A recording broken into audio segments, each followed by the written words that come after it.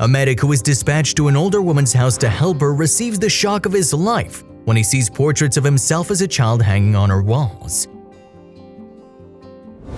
Leo Monte's life was dedicated to helping others as a paramedic. It was a job he took pride in, but he could never have guessed that it would help him solve the greatest mystery of his life, his mom's demise.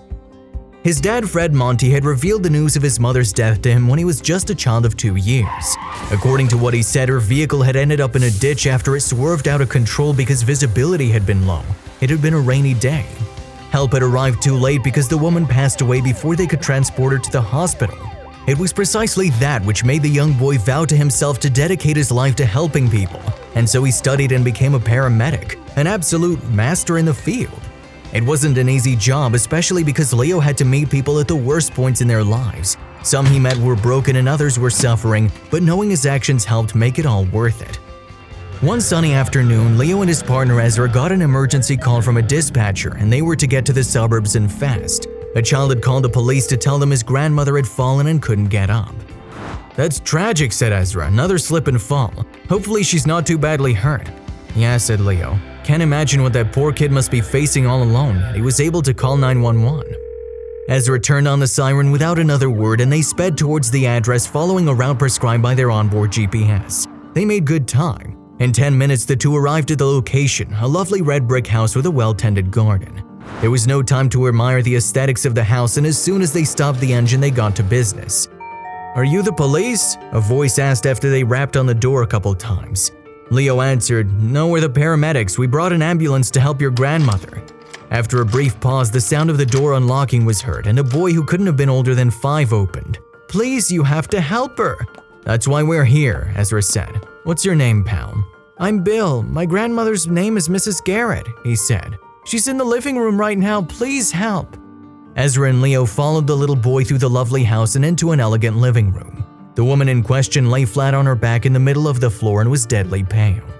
Leo quickly crouched down on his knees next to the prone woman and started to check her vitals while Ezra examined her for any injuries.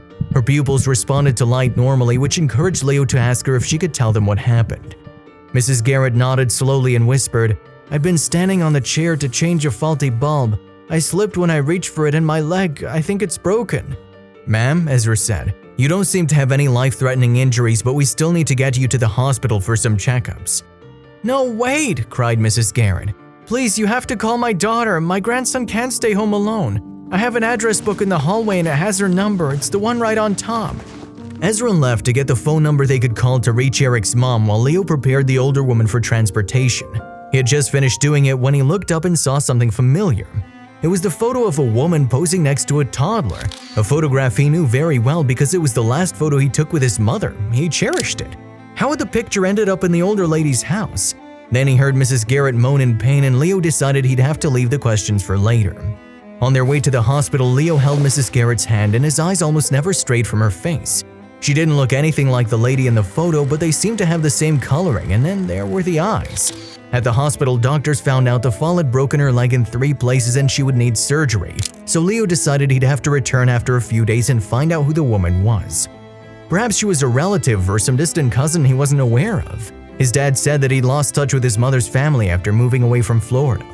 3 days later, the devoted paramedic visited Mrs. Garrett holding a big bouquet of flowers. She was sitting up in bed and color had returned to her skin.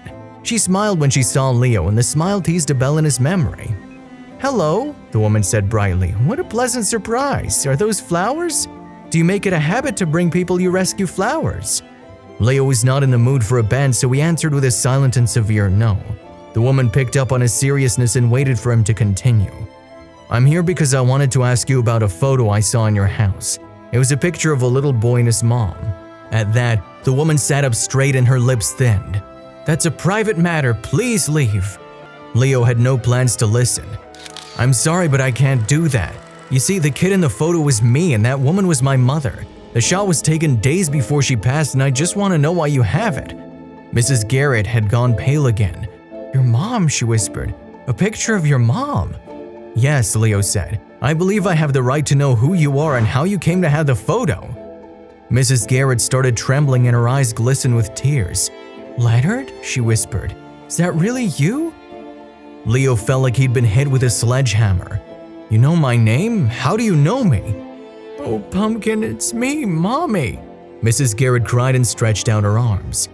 "No, it can't be," Leo said, backing away. "She died 23 years ago, Father."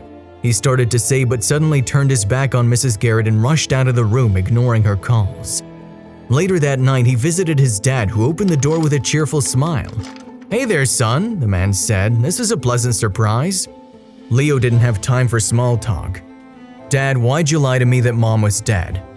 The man's jaw dropped open at the question. A blank look fell over his face. "Your mom, she's dead." "No, Dad," Leo said. "She's not, and I know this because I met her. In fact, I saw her today. She's alive and even knew my name. Why did you tell me she was dead?" Fred knew the ruse was up as soon as he heard Leo's statement, so he decided to come clean. "She was gonna leave me, Leo. She wanted to take you away." He lifted his head and his eyes looked cold. "I just beat her to the punch." "You made me mourn her death. I was just 2, Leo lashed out.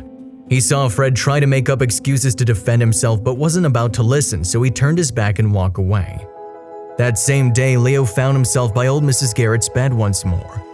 "He told me you had passed away," he said, his throat constricted. "I cried so much, you have no idea." The woman once more spread her arms wide, and Leo wasted no time in stepping into her embrace. "I was inconsolable at first too," Mrs. Garrett whispered. "I never gave up on looking for you, even when I remarried and had your sister. Thoughts of you never ever slipped my mind." The mother and son spent that whole night catching up with one another, and Leo never left her side again.